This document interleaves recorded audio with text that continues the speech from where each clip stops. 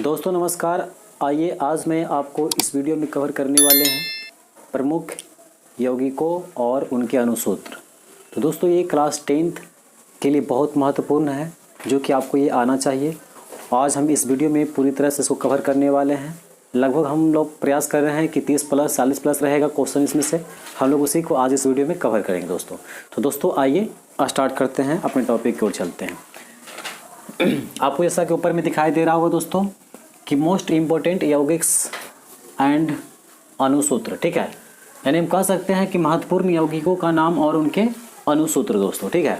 तो आइए हम यहाँ पर कुछ प्रश्न को लिख रखे हैं, इसी को हम लोग आज कवर करने वाले हैं दोस्तों, ठीक है। देखिए सबसे पहला नंबर जो हम यहाँ पर लेकर रखे हैं दोस्तों, यहाँ पर आपका दिया गया है यौगिक का नाम और यहाँ पर उसका है अनुसूत्र दोस्तों, ठीक है।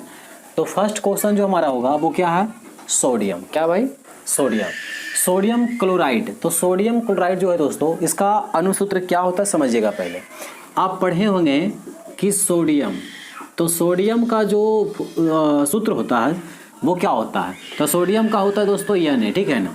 और क्लोरीन, क्लोरीन, ठीक है, क्लोरीन, तो इसका जो होता है वो क्या होता है, Cl, ठीक है ना। तो ये आपको पता होगा कि क्लोरीन का Cl और सोडियम का Na होता है। जब दोनों आपस में रहेगा तो इसका बन जाता है NaCl, ठीक है। क्या हो गया, NaCl, जो कि यहाँ पर आपको दिखाई दे रहा होगा दोस्तों।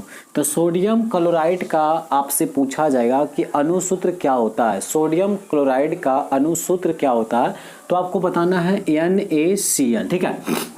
नंबर दूसरा में है पोटेशियम क्लोराइड। पोटेशियम क्लोराइड, तो पोटेशियम का जो सूत्र होता है वो K होता है, क्लोरीन का Cl, जब दोनों आपस में मिलेगा तो KCl, यानी पोटेशियम क्लोराइड, ये अनुसूत्र इसका हो गया। अगला है हाइड्रोजन क्लोराइड। तो हाइड्रोजन क्लोराइड का होता है HCl, ठीक है। हाइड्रोजन क्लोराइड का अनुसूत्र क्या होता है भाई, तो HCl, ठीक है। अगला है अमोनियम क्लोराइड, तो NH4Cl, NH4Cl। अच्छा, इसमें से एक बात और ध्यान दीजिएगा कि आपको ये साइड में पूरा दिखाई दे रहा होगा क्लोराइड क्लोराइड क्लोराइड, ठीक है ना।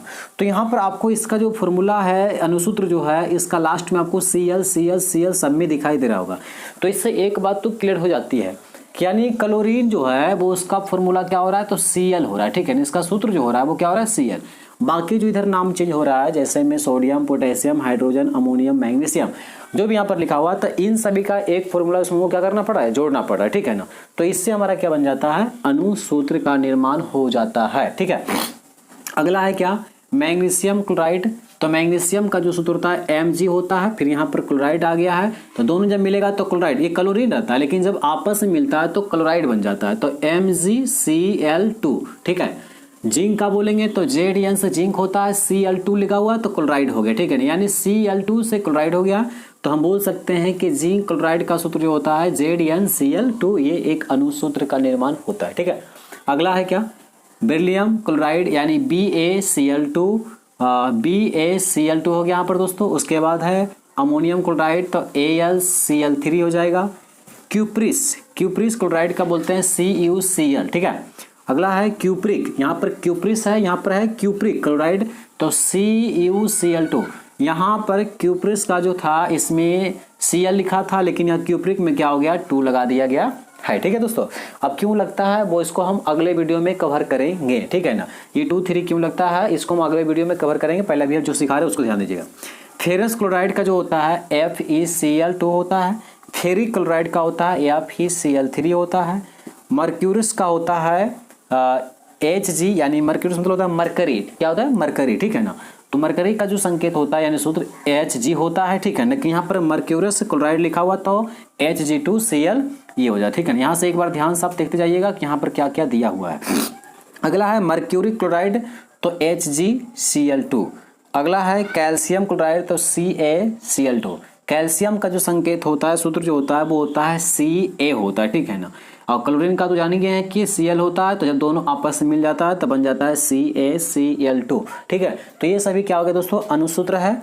अभी नेक्स्ट और हम देखते हैं दोस्तों। मेरा प्रयास ऐसा रहता है कि हम चाहते हैं कि जितना अधिक से अधिक अपने बच्चे को अच्छी अच्छी बात को ज्ञान दे सके इस बैचपुर चैनल के माध्यम से दोस्तों।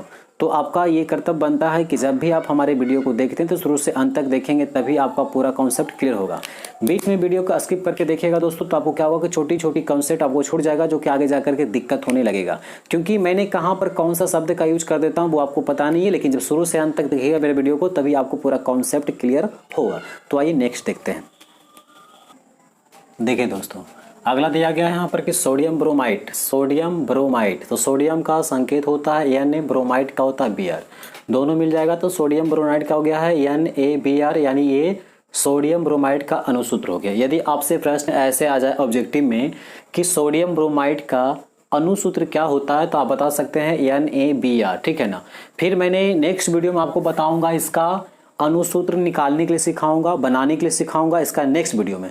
लेकिन इस वीडियो में केवल और केवल मैंने आपको इसका सूत्र सिखा रहा हूं, जो इसका अनुसूत्र होता है वो मैं बता रहा हूं। इसका नेक्स्ट वीडियो में ये बनता कैसे है वो आपको सिखाऊंगा, ठीक है। तो अभी इसमें भी ये कवर करने वाले हैं।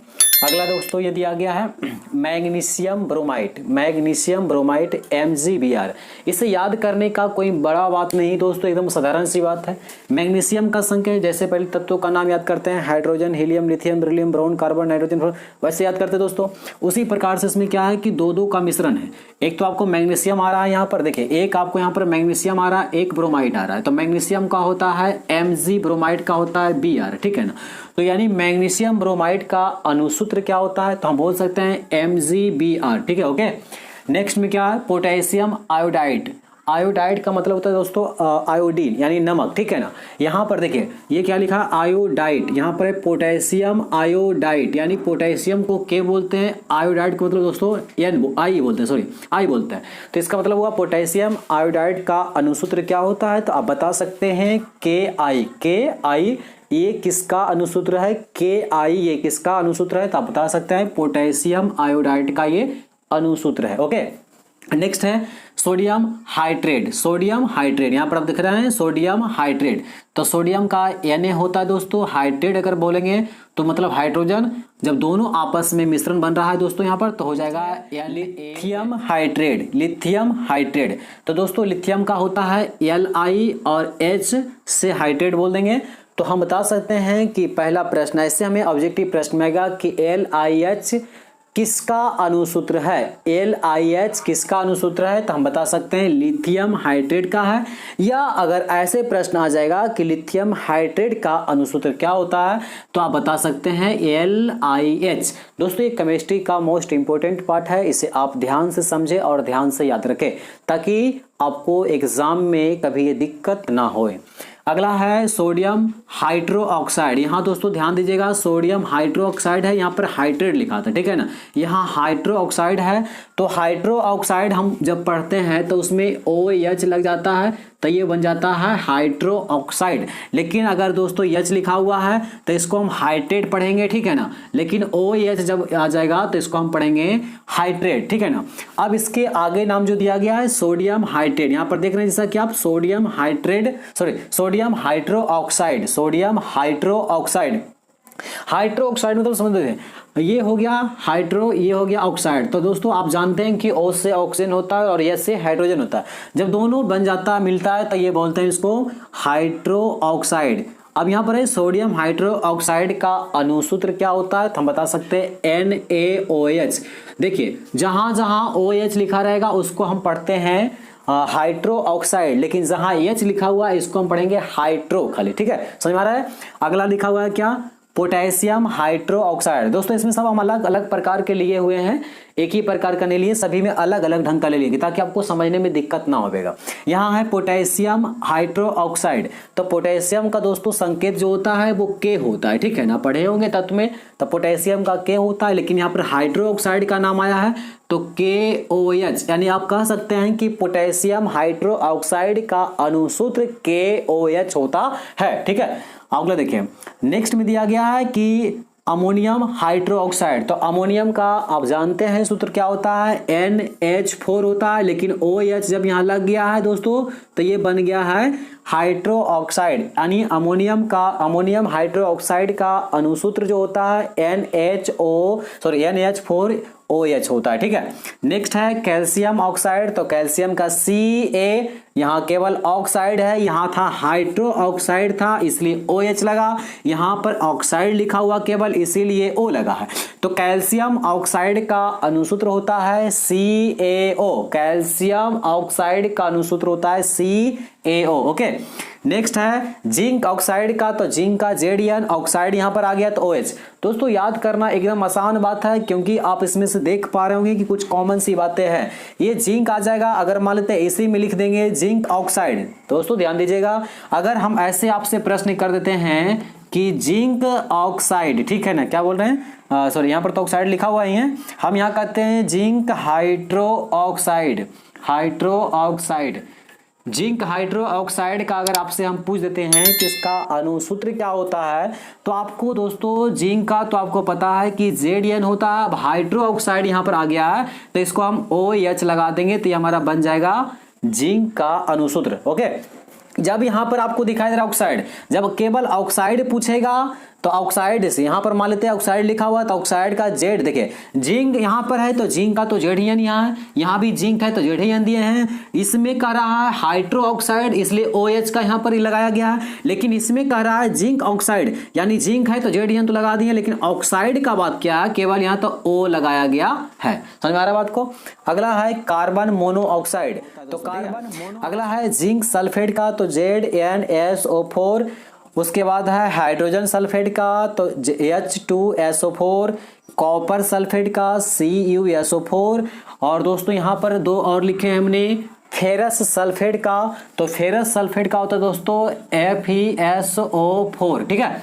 उसके बाद हाइड्रोजन सल्फाइड का, सल्फाइड, हाइड्रोजन सल्फाइड का अनुसूत्र होता है दोस्तों H2S, S से सल्फाइड, हाइड्रोजन का H2, जब दोनों का मिश्रण बनता है तो इसी को हम लोग अनुसूत्र के नाम से जानते हैं। तो हाइड्रोजन सल्फाइड का H2S अनुसूत्र होता है। प्रश्न अगर ऐसे ऑब्जेक्टिव आपसे कर दिया जाए कि हाइड्रोजन सल्फाइड का अनुसूत्र क्या होता है, तो H2S बोलना, या तो कह देगा उल्टा प्रश्न पूछेगा H2S किसका अनुसूत्र है, तो आपको बताना हाइड्रोजन सल्फाइड का। उसी प्रकार से कह देगा FeSO4 किसका अनुसूत्र है, तो आपको बोलना है फेरस सल्फेट का। इसमें से दो साइड से प्रश्न करेगा, या तो हो सकता है आपको इधर से क्वेश्चन कर देगा दोस्तों, या तो हो सकता है आपको ये साइड से क्वेश्चन कर देगा। दोनों को लास्ट बार एक बार ध्यान दीजिएगा। मान लेते इसी में से कोई नाम उठा लेते हैं हम, जैसे कह देगा कि सोडियम हाइड्रो ऑक्साइड का अनुसूत्र क्या है, तो NaOH फर्स्ट प्रश्न पूछेगा। सेकेंड ऐसे पूछ सकता है कि NaOH किसका अनुसूत्र है, किसका अनुसूत्र है, तो आपको बताना है सोडियम हाइड्रोक्साइड का। तो दोस्तों आज का इस वीडियो में इतना ही। नेक्स्ट में हम इसको बनाने के लिए सिखाऊंगा कि अनुसूत्र कैसे निर्माण होता है या कैसे बनता है। तब तक के लिए धन्यवाद। वीडियो अच्छा लगा है, कुछ सीख मिला।